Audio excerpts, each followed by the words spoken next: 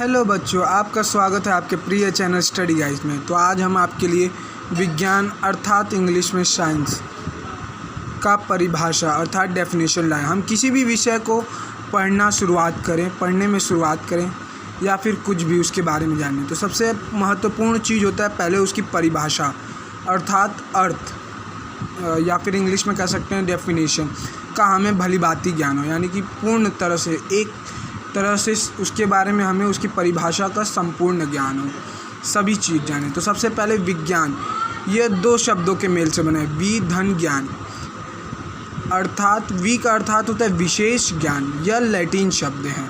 ठीक, अब चलिए देखते हैं विज्ञान की परिभाषा हिंदी में अर्थात साइंस का मीनिंग हिंदी में किसी विशेष विषय के सुसंगठित, सुव्यवस्थित एवं क्रमबद्ध ज्ञान को विज्ञान कहते हैं। सुसंगठित, इसका इंग्लिश में आपको मीनिंग बताया जाए तो वेल ऑर्गेनाइज्ड, और हिंदी में अगर समझाया जाए तो एक तरह से पूरी तरह से उसको रख कर समझ कर एक कार्य अनुसार किया जाए।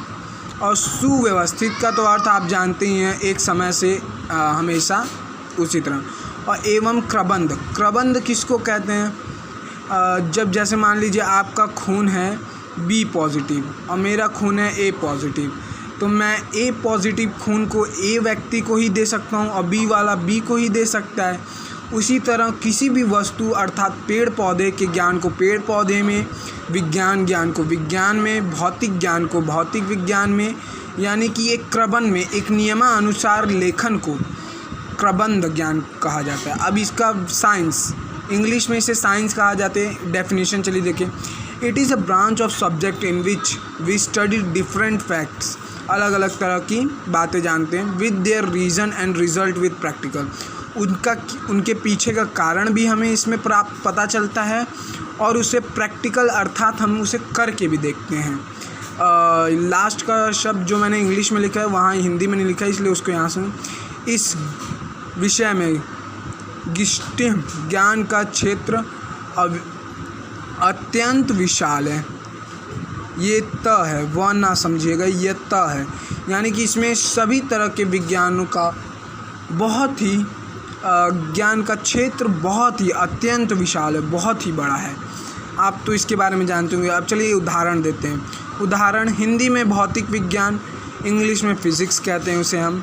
रसायन विज्ञान हिंदी में, उसे हम इंग्लिश में केमिस्ट्री कहते हैं। वनस्पति विज्ञान को हम बोटैनी इंग्लिश में कहते हैं या फिर प्लांट साइंस। खगोल विज्ञान को हम इंग्लिश में एस्ट्रोनॉमी करते हैं। कंप्यूटर विज्ञान को हम इंग्लिश में कंप्यूटर साइंस कहते हैं। और इसी तरह विज्ञान के और भी उदाहरण हैं।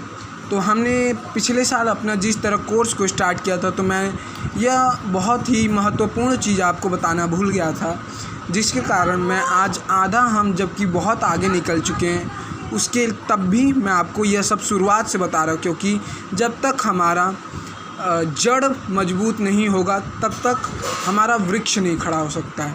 तो हमें अपने जड़ को मजबूत करना है, ना कि हमें कोई भी हल्का फुल्का वृक्ष खड़ा करना है। तो मैं जानता हूँ कि आपको मेरे वीडियो बनाए हुए बहुत पसंद आते हैं, तो प्लीज़ वीडियो को शेयर, लाइक और सब्सक्राइब करना मत भूलिएगा। शुक्रिया बच्चों।